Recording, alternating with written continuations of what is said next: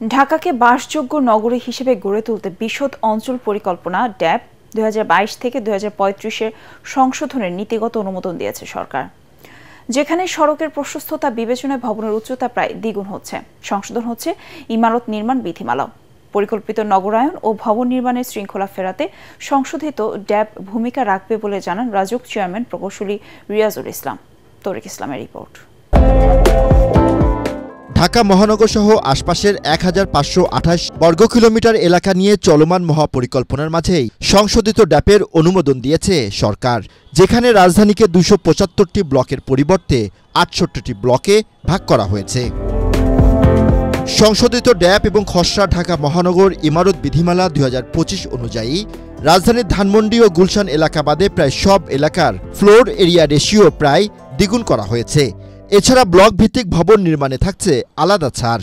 ড্যাপের এই সংশোধনকে ইতিবাচক বলছেন আবাসন ব্যবসায়ীদের সংগঠনের এই নেতা। নতুন ড্যাপে কিছুটা হলেও হয়তো ভালো হবে বলে মনে করি, যদিও গেজেট হয় নাই, গেজেট না হওয়া পর্যন্ত আগাম কিছু বলা যাবে না। তো মানুষের মুখে যেটা শুনতেছি সে থেকে মনে করি যে একটা কিছু ভালো হবে। প্রস্তাবিত ড্যাপের শর্ত অনুযায়ী মুখ্য ও সাধারণ জলস্রোত একীভূত করে বন্যা প্রবাহ অঞ্চল ঘোষণা করা হয়েছে। একই সাথে কৃষি জমিতে সীমিত পরিসরে নাগরিক সেবা নির্মাণের অনুমতি থাকলেও নতুন সংশোধনীতে তা বাতিল করা হয়েছে। ভবন নির্মাণ অনুমোদনের ক্ষেত্রে 5 কাঠা বা তার বেশি আয়তনের জমির জন্য সুয়ারেজ ট্রিটমেন্ট প্ল্যান বা এসটিপি বাধ্যতামূলক করা হয়েছে, যা ইতিবাচক হলেও ড্যাপের সংশোধন নিয়ে পরিকল্পনাবিদদের রয়েছে ভিন্ন মত। এই যে নতুন সরকার, অন্তর্বর্তী সরকার আসার পরে তো আসলে কিভাবে শহরের বাসযোগ্যতা বাড়ানো যায়, শহরের নাগরিক সুযোগ সুবিধা দিয়ে বাড়ানো যায়, এটা নিয়ে তো আলোচনা হওয়ার কথা ছিল। কিন্তু বিস্ময়কর যে বরঞ্চ আলোচনাটা আবাসন ব্যবসায়ীদের চাপে উল্টো জায়গায় চলে গেল। সেটা হচ্ছে আবারও ড্যাব সংস্কার করে পরিবর্তন করে আবারও ফার বাড়াতে হবে, জনঘনত্ব বাড়াতে হবে, ইউনিট বাড়াতে হবে। অবৈধ উচ্চতা বা অবৈধভাবে সরু সরু রাস্তায় উঁচু ভবনের যে প্রবণতা, সেটা এই নতুন ড্যাপে রদ করা হয়েছে।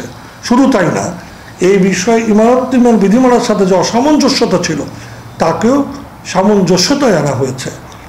একদল বলার চেষ্টা করছে উঁচু ভবন করে ঢাকা শহরের জনঘনত্ব বেড়ে যাবে, ওই হবে সেই হবে, পুরোটা মিথ্যাচার। ড্যাপের এই সংশোধনকে সময় উপযোগী উল্লেখ করে রাজুক চেয়ারম্যান বলেন, এতে ভবন নির্মাণ নিয়ে দীর্ঘদিনের জটিলতা নিরসন হবে। আমাদেরকে তো বিভিন্ন দিক কনসিডার করতে হয়েছে, যেমন আমাদেরকে পরিবেশ দেখতে হয়, স্বাস্থ্য দেখতে হয়। কিছু ফার বাড়ানোর কারণে ডাবল হবে, যে হাইট ডবল হবে বা এরিয়া ডবল হবে, এটা অ্যাবসলিউটলি রং।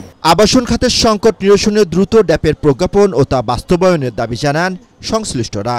প্রায় 1500 বর্গ কিলোমিটার আয়তনের রাজধানী ঢাকা, জনবহুল শহরে প্রতিনিয়ত গড়ে উঠছে বহুতল ভবন, আর তার শৃঙ্খলা ফেরাতে কাজ করছে রাজধানী উন্নয়ন কর্তৃপক্ষ রাজুক। নেওয়া হয়েছে বিশদ পরিকল্পনা অঞ্চল ড্যাব, অথচ প্রতিনিয়ত বাসযোগ্যতা হারাচ্ছে রাজধানী ঢাকা। প্রশ্ন উঠেছে, তাহলে কাদের স্বার্থে ড্যাপের এই পরিবর্তন কিংবা সংশোধন? তরিক ইসলাম, এটিএন বাংলা, ঢাকা।